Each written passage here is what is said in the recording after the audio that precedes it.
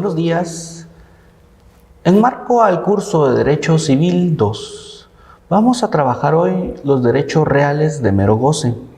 En este caso, establecidos en el derecho de uso y de habitación y el derecho de servidumbre. Objetivo: que el estudiante de la Universidad Rural de Guatemala tenga conocimiento de los derechos reales de goce, que son distintos al derecho de propiedad y las formas en que el mismo puede darse. Derecho de uso y de habitación. El derecho real de uso es el derecho temporal que se le otorga a una persona la facultad de usar bien ajeno sin alterar su forma o sustancia, para satisfacer las necesidades del usuario y aproveche de los frutos a favor de su familia, siendo un derecho gratuito u oneroso que no se puede enajenar o gravar. En consecuencia, el derecho de habitación es el derecho que se le otorga a una persona de ocupar gratuitamente un bien inmueble para sí y su familia, siendo su característica principal que no puede enajenarse, no puede arrendarse y tampoco puede ser gravado. Características de estos derechos. Número 1, que son derechos pertenecientes a una persona individualmente determinada.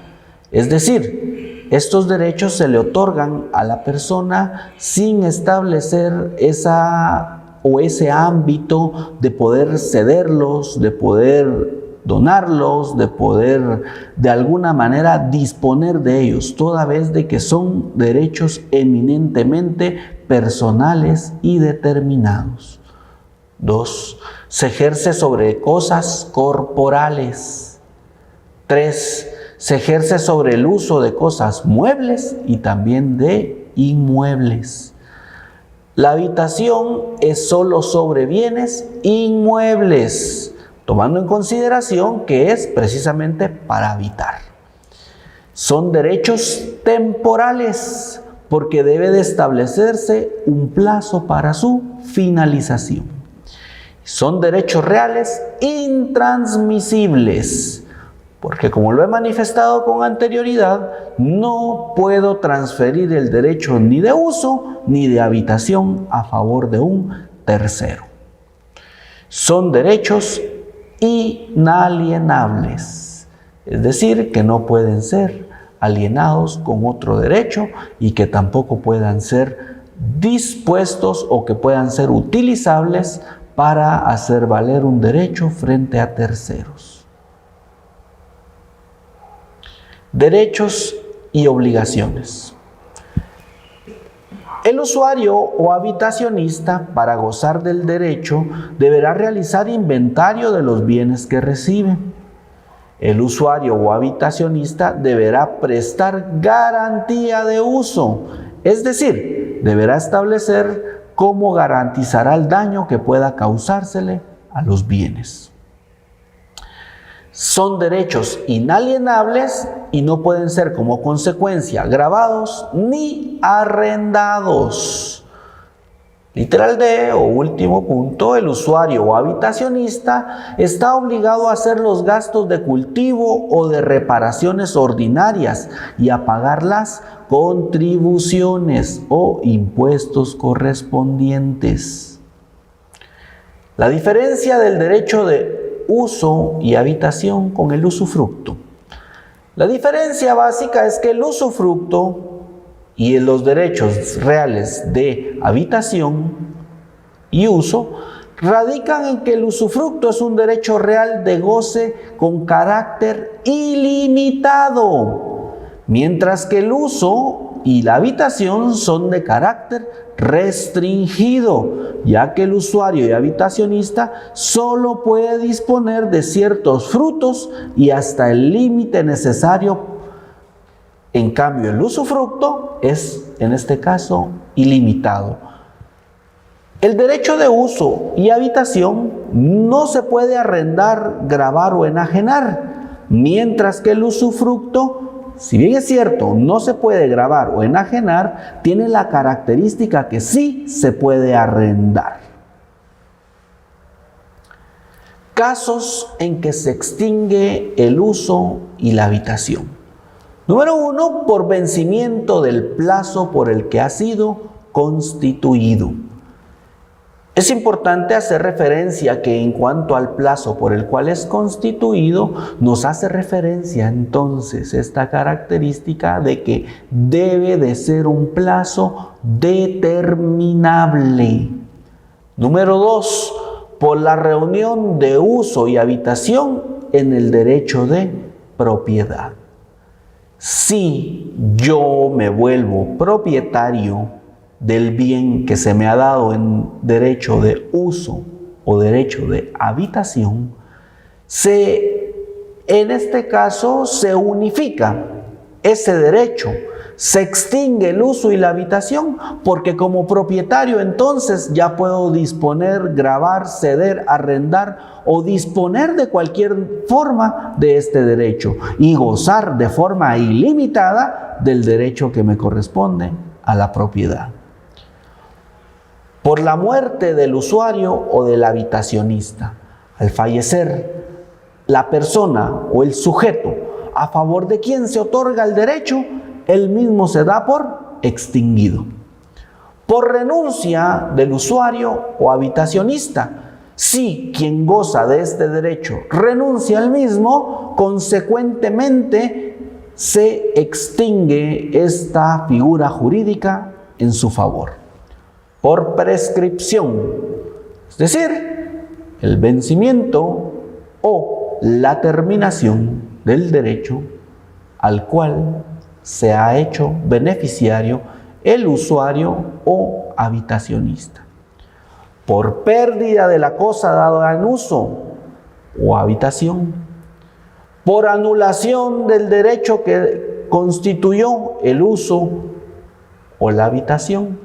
Cuando hablamos de la anulación, podemos establecer que puede determinarse que exista una nulidad en la manifestación de voluntades o que exista una nulidad del instrumento público por el cual se ha otorgado el derecho. Por deterioro de los bienes dados a uso o habitación. Y finalmente, por el abuso que se haga de ellos por parte del usuario o del habitacionista. La servidumbre es un derecho real perteneciente al dueño de un fundo sobre otro fundo ajeno, por el que puede exigir del dueño de éste que sufra la utilización de su fundo de algún modo o se abstenga de ejercer ciertas facultades inherentes a la propiedad.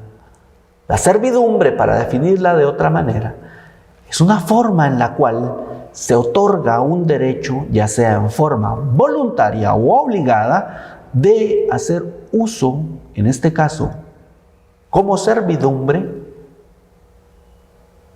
para poder utilizarse como paso, para poder utilizarse de una forma que, en este caso, sea únicamente de utilización. La naturaleza jurídica de este derecho es un derecho real de goce que consiste en un gravamen, es decir, va a constituir una anotación en la propiedad a efecto de que se establezca de que el bien se encuentra gravado y que el derecho otorgado en servidumbre no puede ser limitado, aún así exista transmisibilidad de la propiedad. Y es un gravamen real que se impone a favor del dueño de un predio llamado dominante a cargo de otro fundo de distinto dueño, el cual se conoce como predio sirviente para utilidad del primero. Las características de la servidumbre son las siguientes. Primero, es un derecho de disfrute sobre parte de la cosa ajena y excepcionalmente de las cosas propias. 2. La servidumbre obedece a la satisfacción de determinadas necesidades del predio dominante. 3. La servidumbre recae generalmente sobre predios y no sobre personas. El dueño del predio sirviente solo queda obligado a abstenerse de ejecutar ciertas facultades sobre el mismo. La servidumbre es inseparable a los muebles a que pertenece.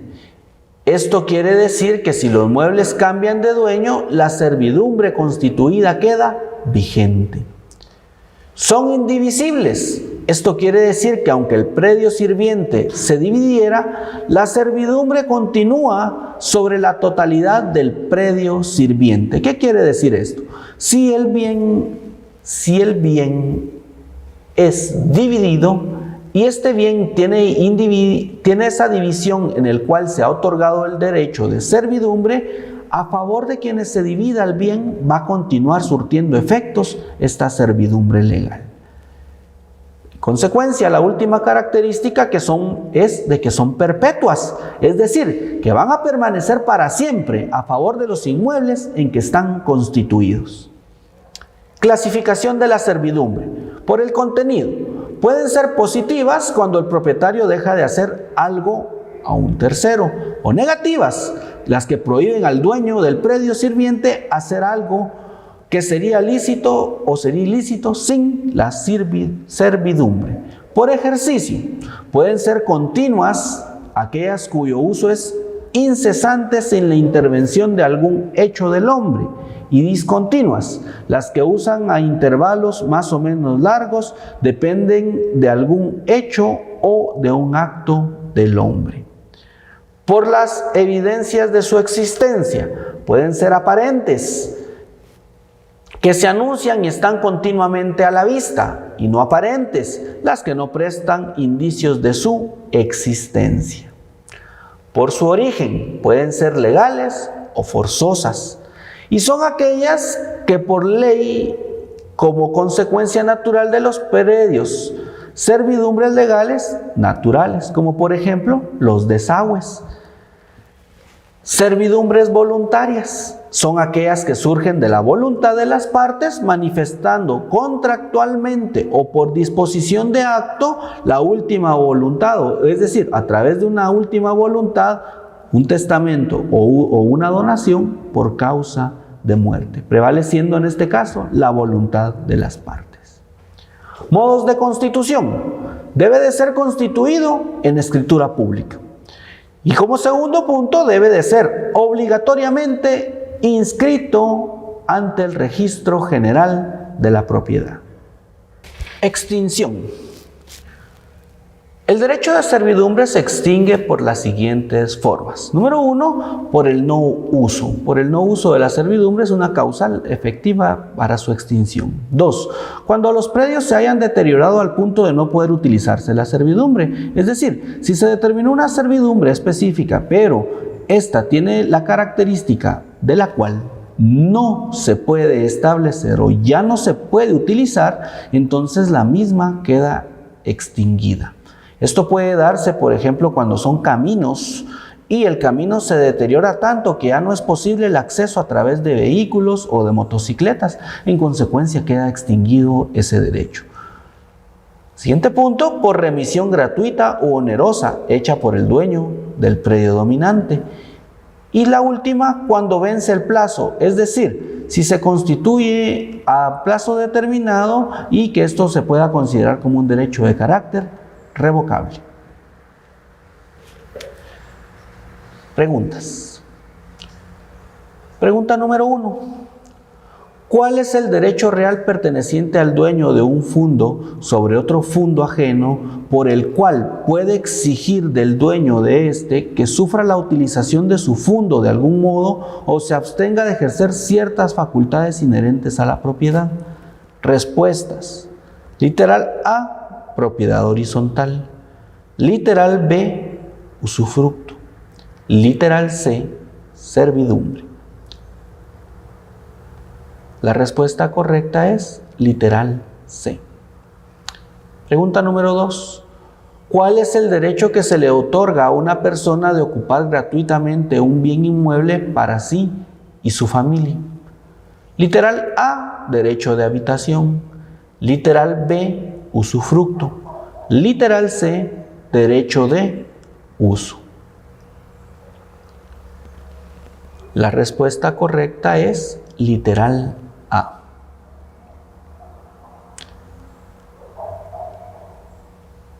¿A qué derecho o naturaleza jurídica corresponde el derecho real de goce, que consiste en un gravamen?